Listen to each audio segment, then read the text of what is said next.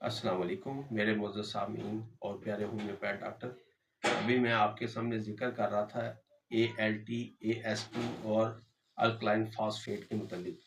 तो होम्योपैथिक में इसका जो है बहुत बेहतरीन ट्रीटमेंट है। क्लिनिकल प्रैक्टिस में हम जो मेडिसिन यूज़ करते हैं उनमें सेरेफ्रिस जो है वो चैलिडोनियम मदर टिंचर है। अगर जो है सफ़ा बहुत ज़्यादा बढ़ रहा हो, तेज़ाबियत बढ़ रही हो, लीवर जो है अपने हुजम से ज़्यादा बढ़ गया हो तो कॉर्डस एक बहुत बड़ी दवाई है।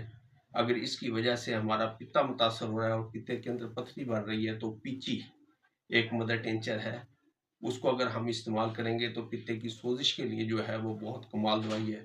ओलेंट्रा एक मदर टिंचर है, अगर हम उसको इस्तेमाल करवाएंगे तो वो भी पित्ते की पथरी के लिए बहुत ज़बरदस्त काम करता है।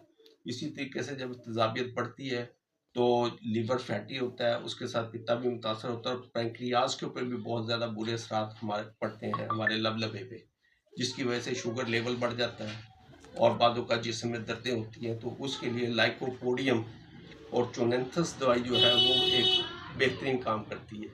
इसके अलावा हमारे होम्योपैथिक के अंदर अगर सफ़रा लेवल बहुत ज़्यादा बढ़ रहा है, उसके वजह से जिस्म के अंदर बहुत ज़्यादा पीलापन हो रहा है, कमज़ोरी, लागत, थकावट होती है, तो चाइना एक बहुत कारगर मेडिसिन है। तो इसी तरीके से हमारे पास एक फिल्ट्यूरी मदर टिंचर है जो कि पित्ते की पथरी को भी ठीक करता है, लीवर के फैटी होने को भी जो है बहुत ज़बरदस्त तरीके से नॉर्मल करता है।